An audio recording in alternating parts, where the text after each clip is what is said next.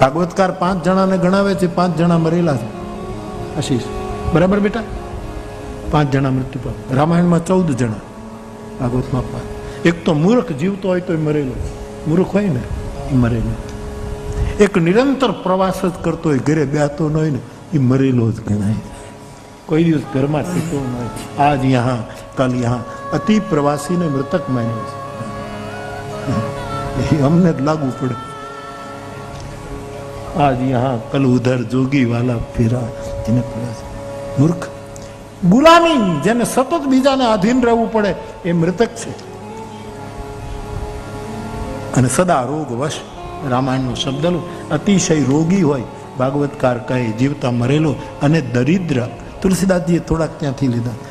અતિ દરિદ્ર અજસી અતિ, પણ તુલસીએ વિશ્વાસ, પણ ભાગવતકારે 5 ને મૃતક જાહેર. અત્યંત રોગી, રોગીને કોઈ દિવસ મરાય નહીં, એનું અપમાન ન કરાય.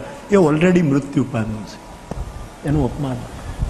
જો મૂર્ખ છે, જેને કાંઈ સમજ નથી પડતી, એનું શું અપમાન કરવું? એ જીવતો હોય તો એ મૃતક છે. જે નિરંતર ફરિયાદ કરે છે, પ્રવાસ જ જેનું જીવન છે, એનું અપમાન ન કરાય. હા, પણ શંકરાચાર્યનું પરિભ્રમણ કલ્યાણકારી છે. ગાંધી બાપુનું ભારત વર્ષનું પરિભ્રમણ કલ્યાણકારી છે. વિનોબાજી ભૂદાન યાત્રા કલ્યાણકારી છે. અને મોરારી બાપુની ક્ષમા યાત્રા કલ્યાણકારી છે. બાકી સતત આજ અહીંયા ફાધર વાલેસની યાત્રા કલ્યાણકારી છે કે રોજ એક દિવસ, એક રાત, એક કુટુંબમાં ફાધર વાલેસ રહેતા. વિદેશનો માણસ, ઘર નહીં. અમદાવાદની પોળમાં આજ આને ઘરે રોકાય, બીજે દિવસે વળી બીજે ઘરે. ચરઈ વહેતી, ચરઈ વહેતી, ચરઈ વહેતી, ચરઈ વહેતી. બાકી કારણ વગર જે ફરિયાદ કરે, કાંઈ લેવા દેવા નહીં.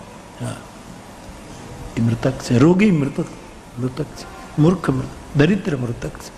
અને આખી જિંદગી પરાધીન. મેં થોડાક ભાઈઓ બહેનો બેઠા હતા, હું ત્યારે કહેતો હતો કે આ દુઃખનું કારણ શું છે? આપણે દુઃખનું કારણ આમ તો કાલ, કર્મ, સ્વભાવ અને ગુણ બતાવ્યા. 4 આપણા દુઃખના કારણ છે. કારણ તો કાળ આપણું દુઃખનું કારણ હોય. કાલ, કર્મ, આપણા કર્મો આપણા દુઃખનું કારણ હોય. આપણો સ્વભાવ આપણા દુઃખનું કારણ હોય. અને આપણો રજોગુણ, આપણો તમો ગુણ, આ બધા આપણા દુઃખના કારણ હોય. પરંતુ એક વસ્તુ સમજી લઈએ બાપ, કે વસ્તુ આપણને દુઃખ નથી આપતી. વસ્તુ જ જો દુઃખ આપવાનો ગુણધર્મ રાખતી હોય તો એ જ વસ્તુ બીજાને સુખ કેમ આપે છે? વસ્તુનો જો સ્વભાવ જ દુઃખ દેવાનો હોય તો બીજાને સુખ નહીં આપવું જોઈએ. એ સીધો અર્થ છે. વ્યક્તિ આપણને એમ થાય કે આ માણસે મને દુઃખી કર્યો, પણ આ દર્શન બરાબર નથી. આ માણસે જો આપણને દુઃખી કર્યા હોય તો એ માણસે ઘણાને સુખી કર્યા છે, એનાથી ઘણા સુખી થાય છે. એનું શું? નથી વ્યક્તિ દુઃખ આપતી, નથી વસ્તુ દુઃખ આપતી, નથી સમય દુઃખ આપતો. એક સમયમાં આપણે ઉદાસ બેઠા હોય અને બીજા બેન્ડ વગાડતા હોય. વસ્તુ દુઃખ નથી આપતી, વ્યક્તિ દુઃખ નથી આપતી, સમય દુઃખ નથી, દેશ દુઃખ નથી આપતો. એક જ ગામમાં રહેતા હોય, એક જ ગામ એનો દેશ હોય નાનકડો, એમાં એક માણસ દુઃખી છે અને એક માણસ ત્યાં રહેવાથી સુખી છે. તો આ સમસ્યાનો જવાબ શું? આ દુઃખના કારણો આમાંથી જો કોઈ ન હોય તો આપણા દુઃખનું કારણ કોણ છે? મારે કહેવું છે, આપણા દુઃખનું કારણ આપણી પરાધીનતા છે. પરાધીન સપને હું આપણી અને પરાધીનતા આવે છે મારી તમારી નાની મોટી કામનાઓને લીધે. જેને કામના નથી એને કોઈ પરાધીન ન કરી શકે. આપણી કામના મને તમને બીજાને વશ કરે છે, આધીન.